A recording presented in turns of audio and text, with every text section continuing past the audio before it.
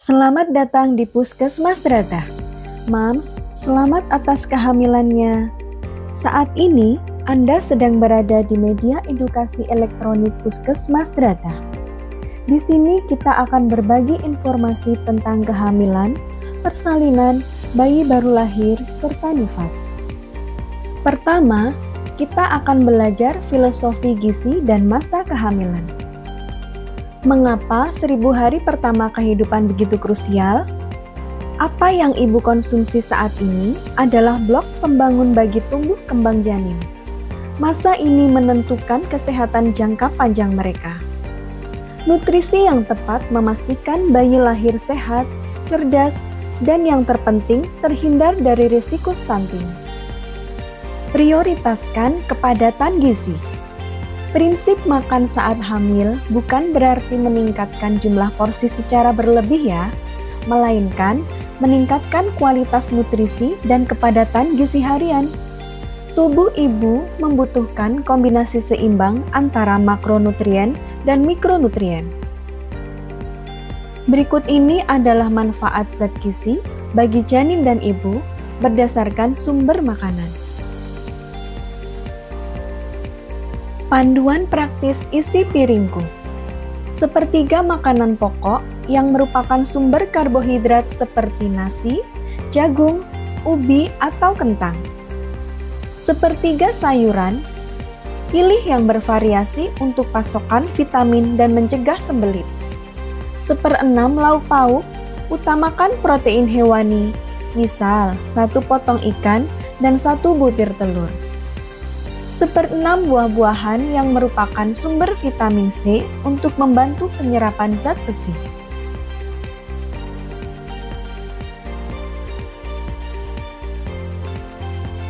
Protokol tablet tambah darah.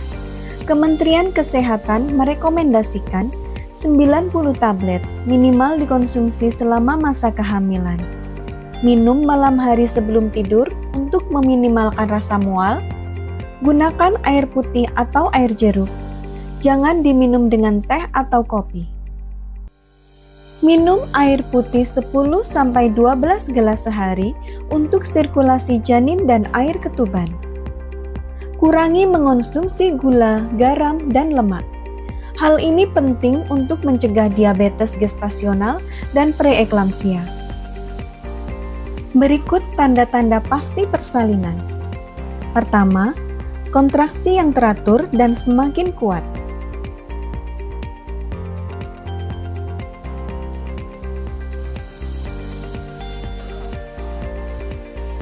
Kedua, keluarnya lendir bercampur darah.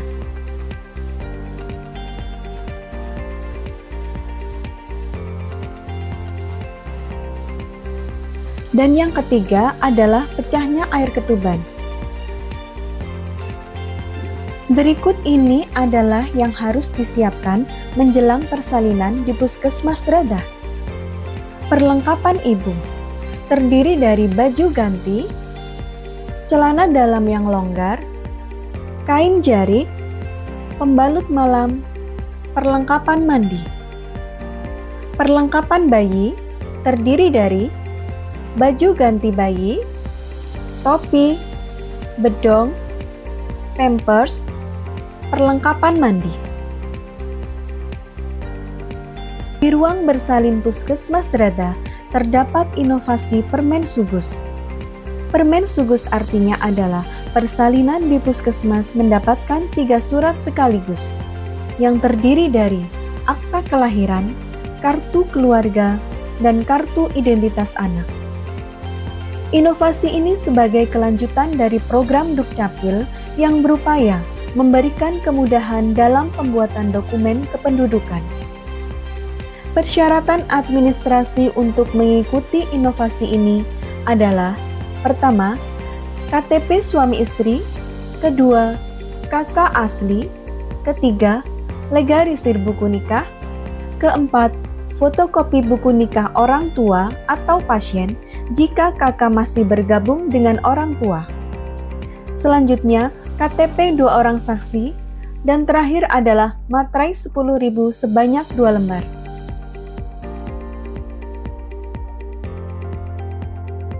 Materi selanjutnya yang akan kita pelajari adalah kesehatan ibu nifas. Kebutuhan kalori menyusui lebih tinggi daripada saat hamil, lebih dari 500 kilokalori per hari. Tambahan energi pada 6 bulan pertama. Double protein hewani, wajib mencukupi ikan, telur, ayam untuk pemulihan luka dan kualitas ASI. Cairan yang dibutuhkan adalah 12 hingga 14 gelas, mencegah dehidrasi dan menjaga produksi ASI tetap lancar. Suplemen vitamin A. Aturan minum sesuai Kemenkes. Kapsul pertama diminum segera setelah melahirkan. Kapsul kedua diminum minimal 24 jam setelah kapsul pertama. Hal ini sangat penting untuk meningkatkan kadar vitamin A dalam ASI demi kekebalan tubuh bayi. Waspadai tanda bahaya pada ibu nifas. Pertama, perdarahan dan demam. Perdarahan banyak atau berbau busuk. Demam tinggi hingga lebih dari 38 derajat Celcius dalam 2 minggu pertama. Kedua, bengkak dan mastitis. Bengkak pada wajah atau kaki, sakit kepala hebat, payudara bengkak, merah, dan sangat sakit. Apabila ditemukan tanda bahaya ibu nifas tersebut, segera ke fasilitas kesehatan. Kesehatan mental pasca melahirkan. Waspadai jika ibu terlihat sangat sedih, cemas berlebihan, atau tidak mau mengurus bayinya. Itu merupakan salah satu tanda postpartum blues atau depresi postpartum. Jangan abaikan kesehatan mental ibu.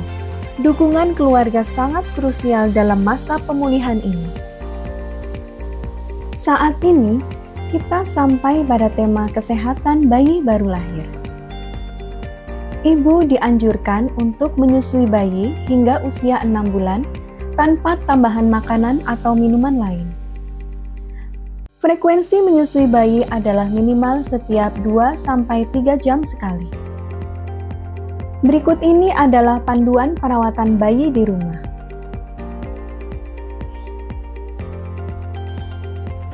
Tanda bahaya bayi. 1. Bayi tidak mau menyusu atau memuntahkan semuanya.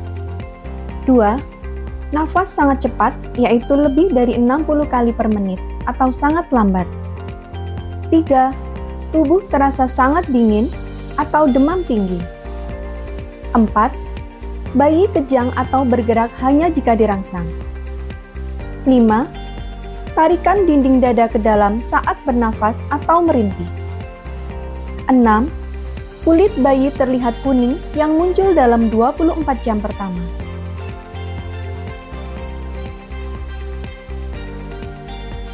Selanjutnya kita akan membahas kontrasepsi pasca persalinan. Metode KB yang dianjurkan untuk ibu menyusui adalah metode non-hormonal dan hormon progestin. Hal ini dikarenakan metode non-hormonal dan hormon progestin tidak mengganggu produksi maupun kualitas ASI. Metode non-hormonal dan hormon progestin antara lain, metode aminorelaksasi, alat kontrasepsi dalam rahim, implan, KB suntik 3 bulan, dan pil progestin. Metode alami dan jangka panjang. Pertama, metode aminorelaksasi. Syaratnya adalah bayi berusia kurang dari 6 bulan, ibu belum mengalami haid, ASI eksklusif. Jika salah satu tidak terpenuhi, maka dianjurkan untuk mengganti pada metode lain. Yang kedua adalah alat kontrasepsi dalam rahim. Alat kontrasepsi dalam rahim sangat praktis, bisa dipasang kurang dari 48 jam pasca salin atau minggu ke-4 hingga ke-6. Efektif digunakan selama 3 hingga 10 tahun. KB implan atau susuk hanya mengandung hormon progestin, aman dipasang segera sebelum ibu pulang dan efektif hingga penggunaan selama 3 tahun. KB suntik 3 bulan hanya mengandung hormon progestin, dianjurkan digunakan mulai pada minggu ke-4 hingga ke-6. KB pil progestin merupakan pil harian yang aman untuk ASI dianjurkan digunakan mulai minggu ke-6. KB steril merupakan kontrasepsi permanen jika pasangan sudah tidak ingin menambah anak. Metode KB yang harus dihindari adalah yang mengandung hormon kombinasi estrogen dan progestin. KB ini dilarang keras untuk digunakan dalam 6 bulan pertama ibu menyusui, diantaranya adalah pil KB kombinasi dan KB suntik 1 bulan. Hal ini dikarenakan hormon estrogen akan menurunkan produksi ASI secara drastis.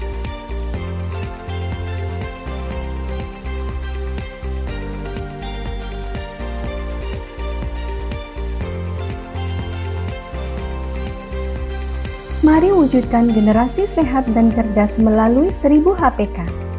Kunjungi fasilitas kesehatan terdekat untuk konsultasi lebih lanjut. Sehat selalu, Mams. Sampai jumpa di edukasi berikutnya. Puskesmas Cerada melayani sepenuh hati.